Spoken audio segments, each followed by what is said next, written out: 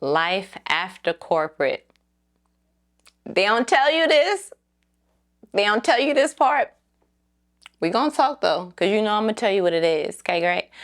Go ahead and like and subscribe, and then I'll tell you why.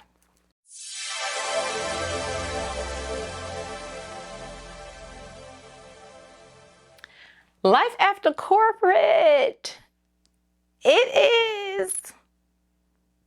Let me tell you what the initial feelings are.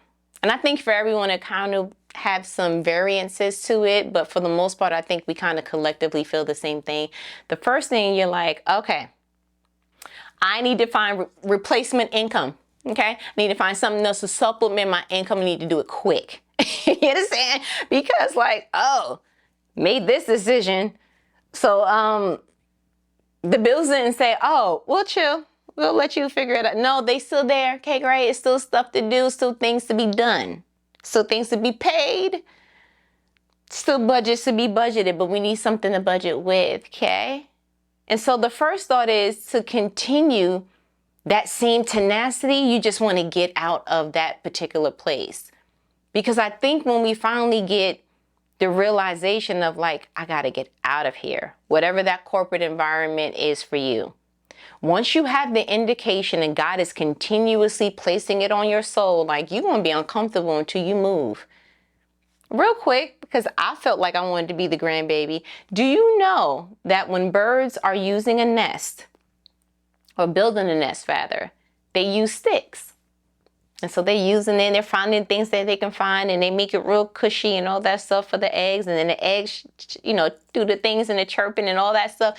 And then when it's time for them to learn how to fly, in particular the eagle, if the bird doesn't get the hint that you have outgrown this particular nest, the mother starts to take out the sticks that were meant to cover, protect, and shield it, and starts to put it through the nest so that the bird can get uncomfortable enough to get out of it. And I feel like that's what God does with us. What you once prayed for, what was once a blessing, before the hearts of leadership got corroded, before the vision became decisive, because now you like, I see that we have divided interests. That you're asking me to do things that don't sit well with me, that this company is going in a direction that looks like stagnation, and I want to be a part of something that is innovative and has growth. And whatever the thing is that you're like, man, they are going down corridor B, and I'm clear I'm supposed to be in A. And so you can excuse your way through, you can excuse your way through, you can excuse your way through, but your soul has gone ahead and given you a message that the spirit is like, tell her that I said. And so now you're feeling it in your emotions. You're feeling it in your irritability. You're feeling it in your inability to sleep. There's all these different physical ailments now that you're like, I don't understand. You don't? You don't? So anyway, once we get, because I'm going to go ahead and leave you alone with that. That's between you and the Lord. But once you get courageous enough to be like, okay, I'm leaving. You leave and then you're like, so I have applications out there. No one's particularly answering back. So like, what do we do? And then panic sits in because you're like, oh, panic has entered the chat. Like, what is going to happen? And then you start to try to figure out, okay, so what can I do quickly? And then there's all these different ways of trying to figure out how to protect and provide for you. Now, for some people, maybe they stepped out the boat and right away another boat came in. Perfect. But for me, God was like, and so till you sit in the fact that I'm your provider, I'm not providing another resource. And so you stop treating me like I'm another resource opposed to me being the source, you're going to sit right there. And so it's one thing this grandbaby don't do well. I don't take repeated lessons. If you're uncomfortable, take it from me. If you're uncomfortable in a thing, learn and apply the lesson immediately. That's the only way to get out the wilderness. What we need to learn, sir? I want to get about him. I'm clear. What'd you say? Learn how to fight. Don't, okay, so I need to punch her in the face? Like, what I need to do? Because I'm not staying in this wilderness longer than I need to. And God is patient that he like, we have eternity. No, I don't want to waste my time here repeating lessons. I'm not interested. So I was struggling with that. So I had to like, do I continue to provide for myself and continue to see that I'm struggling doing that? Not just financially, but like I'm struggling staying at the places I choose to go to. I am planting myself in places that it's like, this is not it. And so I kind of challenged myself. Why don't you just like see what God's going to do? How long is that going to take? However God sees. But what about the bills? You already told God about it. The Bible says that he knows what you need before you even ask. Like real talk, I was like, all of that sounds amazing, but what do we tell AT&T? Okay, what do we tell? And what I noticed is God was like, so I'm gonna do something, because I'm not gonna have you out here just like, ugh, you made the step. So he started making spiritual provisions. What does that sound like in a practical way? Money was coming out of nowhere. I was like, what? We getting a stimu? What? Oh, okay, So the more that was happening, I was like, okay, cool. Then the feelings was, I really have been burnt out. Low key, was I struggling with depression? Because I was able to sit with myself without the worries of the world and just see what God was trying to get out of me. Because you can go to another job, you can go to another whatever, but like, are you still going to smell the same? Like, why don't you take some of that off that was on you? That perspective, that like beat up, like, yo, boxers don't go 12 rounds and they're like, all right, we got another fight next week. They need a rest, but we don't know that. We go to a job Monday through Friday, get beat up, have this day and a half of recoup, dread Monday, go back. And it's like, you need to be recalibrated. You need to be restored. You need to be recouped. Like there is something about you that needs to go back to its manufacturer default that you weren't able to do because of the fact that you lived the I have to life. And so that's what was happening to me. I was like, can I say something? After quitting corporate, I feel free.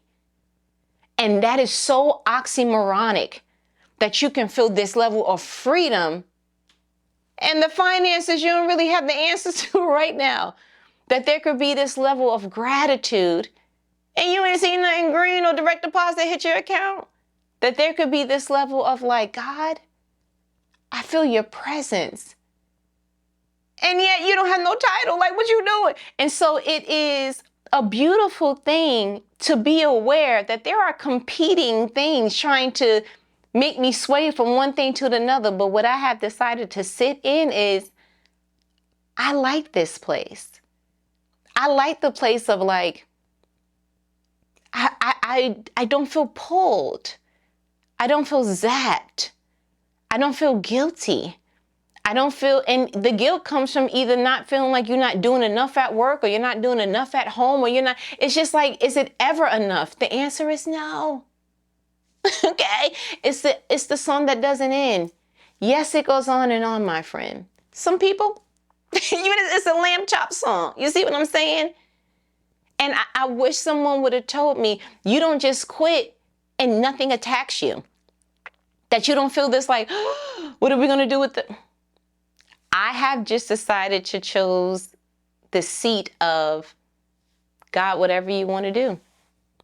I'm going to be the poster child for it. Because I don't know anyone who just walked out and got real bills and a real family. I don't know. Everybody else looking at me and I'm looking back at them and they're looking at me. We're looking back at them like, we don't know. But that's okay. I said, God, make me your example.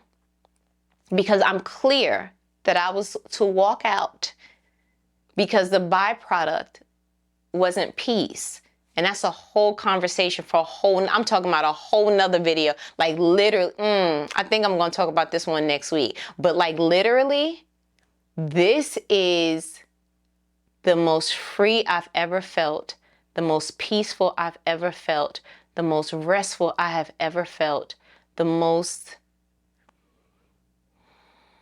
together I have ever felt. And it's amazing to me that all of that comes out of changing your environment. Wow. Change your environment. So what do I feel after quitting? Like myself.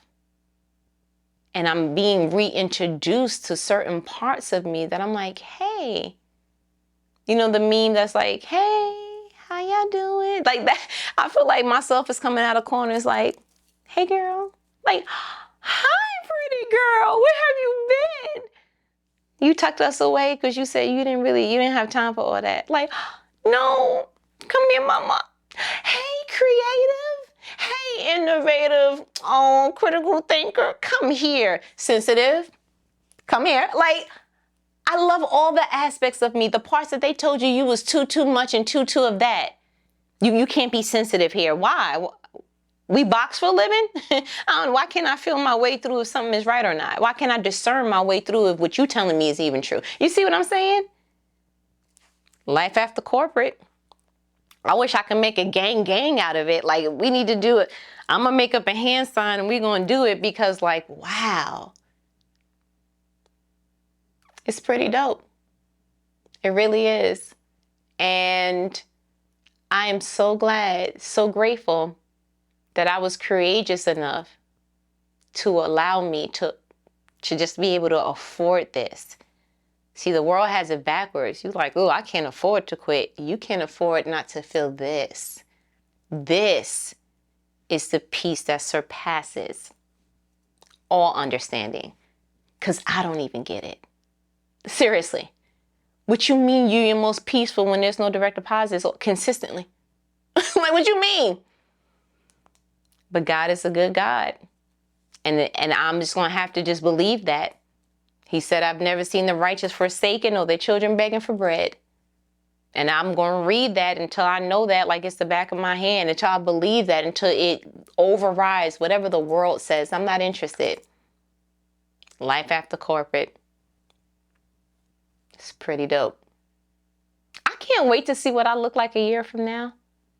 I can't wait to see, like I'm cheering for the future version of me, but more so I feel like the future version of me is cheering for me now. Like, keep going. It is so lit over here, but we need you to keep this path. We need you to keep going because, like, I can't tell you because God told me not to, but like, keep going. Like, I feel so connected to the future in a different way, not in an anxious way, not in a, oh no, because I feel like, you know, retirement and what are you going to do? And by the time you get there, can you afford to? Like, all that scariness used to attach yourself to how I viewed future. Now future feels like, am I making you proud?